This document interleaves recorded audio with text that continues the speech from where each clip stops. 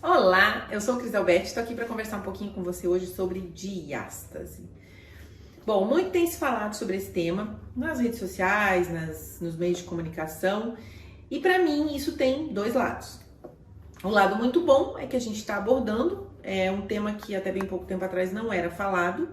O lado ruim, porém, é que tem muita informação desencontrada, muitos mitos, né? Isso acaba gerando muitas promessas enganosas.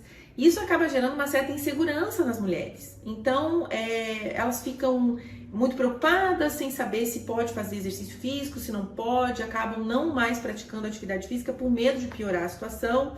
Às vezes são orientadas a fazer exercícios que realmente vão agravar a situação e elas não sabem. Então, diante disso tudo, nasceu o Diástase Sem Neura. O Diástase Sem Neura é um projeto que tem como principal objetivo cuidar dessa situação através da parte prática, através dos exercícios seguros, exercícios eficazes e super atualizados, mas também trazer informação.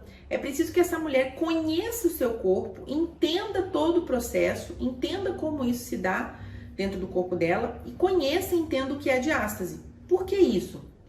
Primeiro porque é uma questão do verdadeiro empoderamento, né? É o conhecimento, é você realmente conhecer, aprender isso tudo, e segundo, para você ter autonomia, para que você possa tomar decisões.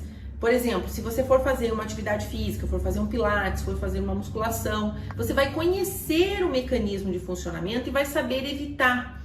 Porque, por exemplo, nem todos os exercícios vão fazer mal para todas as pessoas, mas você vai saber interpretar no seu corpo se aquele determinado exercício que você está fazendo é para você ou não, se tá no momento de você fazer ainda ou não, tá? Esse é o objetivo do Diástase Sem Neura.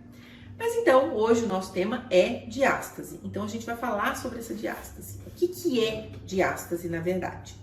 A diástase nada mais é do que o afastamento que acontece aqui, nessa linha aqui na frente, chamada de linha alba.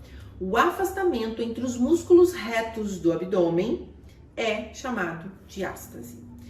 Bom, como que eu vou saber se eu tenho diástase, Cris? O ideal, o padrão ouro que a gente chama, é fazer um exame de ultrassom de parede abdominal, onde o médico vai medir certinho, né, o seu distanciamento, vai ver a tensão que existe na sua linha alba. Enfim, esse é o teste melhor de todos. Mas você não podendo fazer esse teste ou não querendo fazer, você pode fazer o autoteste em casa mesmo, para verificar a localização da sua diástase e o tamanho, tá? No material de vocês a gente ensina a fazer tanto esse quanto o teste de competência abdominal, os dois. Então você pode fazer esse teste em casa mesmo.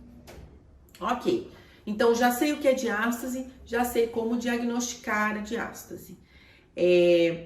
Vocês sabem, né, que tanto a gestação quanto o parto em si é um grande desafio para a mulher, mas não só para nós mulheres como pessoas, mas também para a parte física, para o nosso corpo, né? Então, o abdômen, a parede abdominal em si, toda a postura, o assoalho pélvico, tudo isso sofre muito com o processo gestacional e com o parto.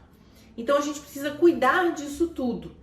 E uma das partes que sofre muito é realmente a linha alba, né? Então, durante a gestação, a dúvida das mulheres eu posso não ter diástase durante a gestação? Eu posso evitar a diástase durante a gestação? Não, gente. A diástase é um processo fisiológico. Então, essa diástase durante a gravidez é a diástase fisiológica. Ela vai acontecer e ela é importante. Por quê? Porque você precisa que o corpo ceda para o crescimento do útero, para o crescimento do bebê. Então, a diástase fisiológica ela vai acontecer. A linha alba, lembra que eu falei que a diástase é o distanciamento que acontece aqui entre os músculos? A linha alba, ela é uma linha de tecido conjuntivo, ela é forte, ela é fibrosa, ela é robusta, mas ela não é uma simples linha.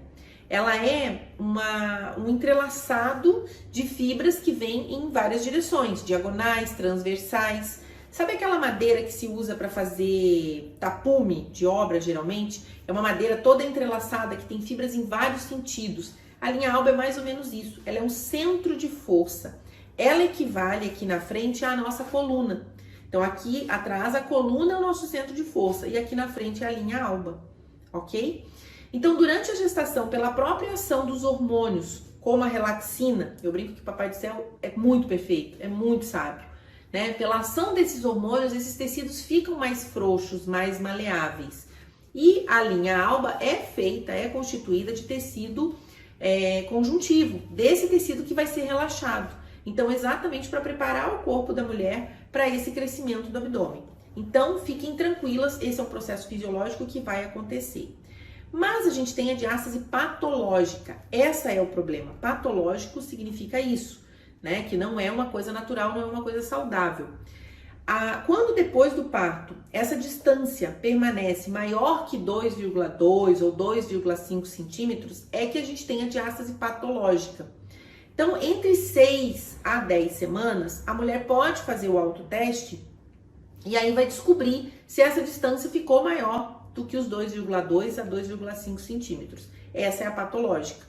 E os estudos mostram que hoje, 6 em cada 10 mulheres não vão ter o retorno dessa distância sozinhas. Normalmente, o próprio corpo voltar. Então, 6 entre 10 mulheres que tiveram bebês precisarão de ajuda, precisarão de exercícios específicos para reaproximar essa distância.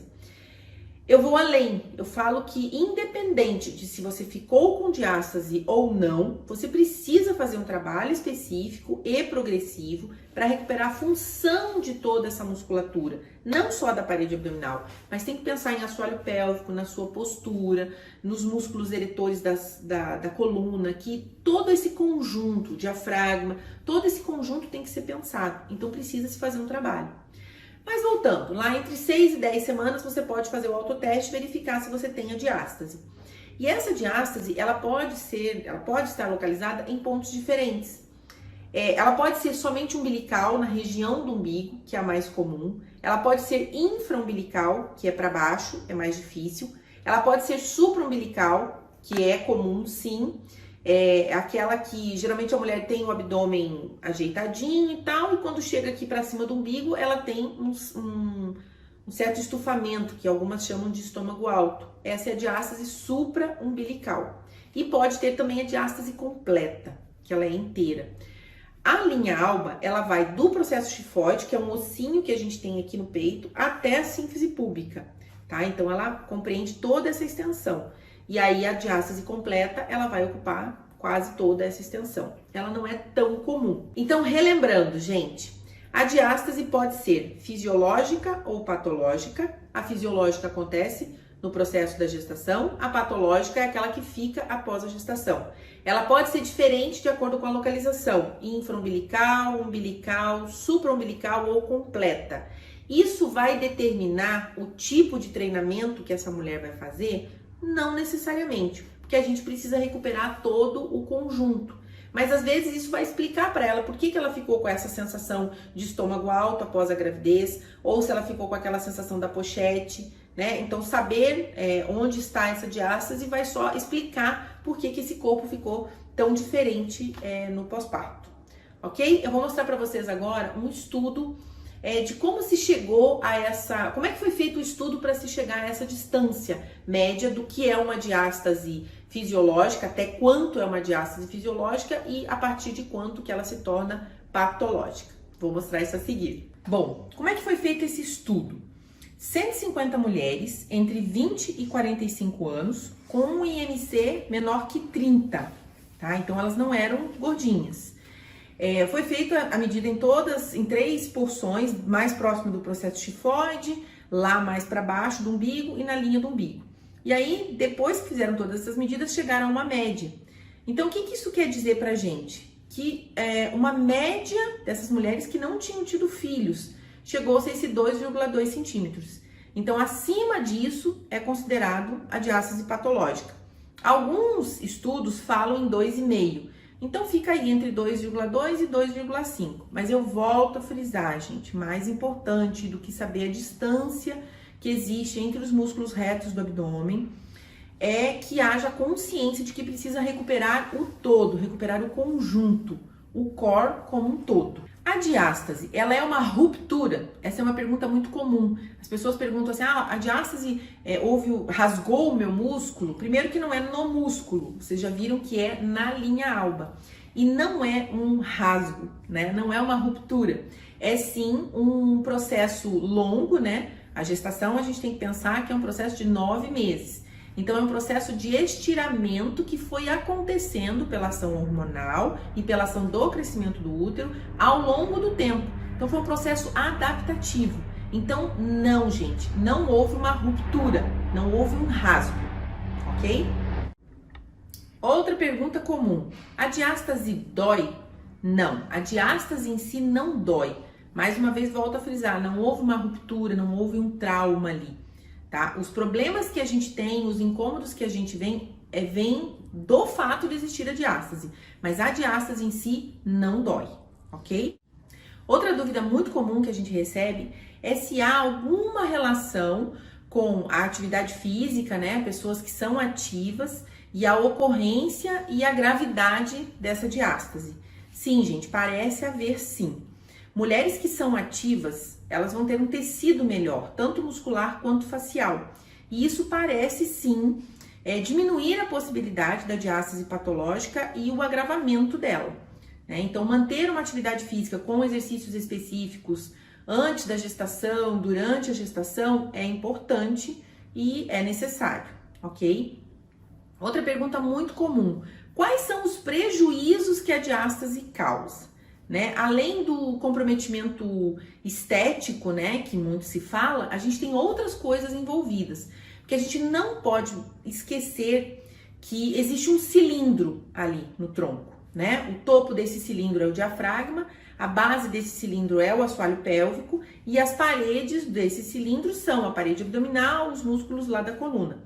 Então, quando há uma falha em uma dessas estruturas, outras estruturas vão sofrer. Então, a gente tem alterações posturais provenientes de uma diástase, a gente pode ter dor lombar, o prejuízo estético em si, que a gente já falou, uma distensão abdominal, uma protusão do abdômen, ou seja, a mulher fica sempre com aquele abdômen distendido, a possibilidade de surgimento de hérnias, porque principalmente se a pessoa tem uma má postura, um excesso de pressão interna e há uma fragilidade na parede, esse conteúdo, né, interno, ele vai tentar extravasar, ele vai tentar sair. E a hérnia é uma fragilidade na parede abdominal, então a possibilidade da hérnia surgir se dá também pela existência de uma diástase. A própria perda de força abdominal, né, a gente tem, essa estrutura deveria ser fechada, né, essa estrutura fibrosa e robusta que é a linha alba, ela deveria estar assim. Então, se há essa frouxidão, há sim uma perda da força abdominal. E a possibilidade da incontinência urinária, né, gente? O assoalho desse cilindro é o assoalho pélvico. Então, se há uma falha, por ligações de outras formas que vocês vão ver a seguir, mais pra frente, em outros capítulos, quando a gente falar do core, há uma ligação entre isso tudo acontecendo o tempo todo. Então, se há uma falha, pode falhar em outras regiões.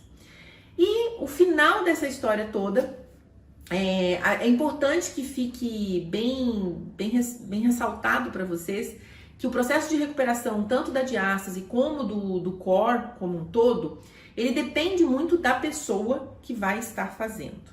Então, não existe... É muito individual qual vai ser o tempo de resposta, qual vai ser o resultado que eu vou ter. Então, não caiam nas promessas milagrosas de que vai fechar a sua diástase em 15 dias, vai fechar a sua diástase em 1 mês. Não. Primeiro, é preciso ficar claro que mais importante que fechar a diástase é recuperar a função de todo esse centro, de todo esse core, tá? Segundo, o tempo é individual, depende de cada mulher, depende dos hábitos de vida, depende da sua rotina, depende de uma série de coisas, uma série de fatores. E depende também do seu comprometimento. em fazer esses exercícios todos os dias, em ficar atenta aos outros. No programa a gente ensina, né? O cuidado com a postura, o cuidado de como você vai usar a respiração para executar os exercícios do dia a dia, como que você vai pegar seu filho do chão, como que você vai deitar e levantar da cama. Então esse resultado é muito individual e depende desses diversos fatores, ok? Outra pergunta também, que muito comum que as mulheres fazem, é com relação à cirurgia, né? Se somente a cirurgia resolveria a diástase. Gente, em alguns casos a diástase é tão severa que mesmo que a gente faça os exercícios, a gente não consegue recuperar. E às vezes a mulher precisa passar por uma cirurgia. Às vezes as mulheres passam por cirurgias desnecessariamente, né? O médico já fala que 3 centímetros já é uma diástase que precisa de cirurgia. E não é, né? A gente consegue recuperar com exercícios. O que é essa cirurgia? A abdominoplastia vai ser feita uma aplicatura, ou seja, vai ser fechado com pontos essa distância, né, do reto abdominal, ali onde está a linha alba, vai ser apertada como se fosse um cadarço, vai passar os pontos por ali e depois vai fechar e tal, bonitinho. Em alguns casos já se tira o excesso de pele, já faz a abdominoplastia completa, né? Isso não exclui a necessidade de fazer exercícios, viu, gente? Porque você vai fechar realmente essa lacuna, mas e a função? Como é que fica a função desses músculos envolvidos aí? Então, ela pode ser necessária sim, mas ela não é a solução para recuperar a função.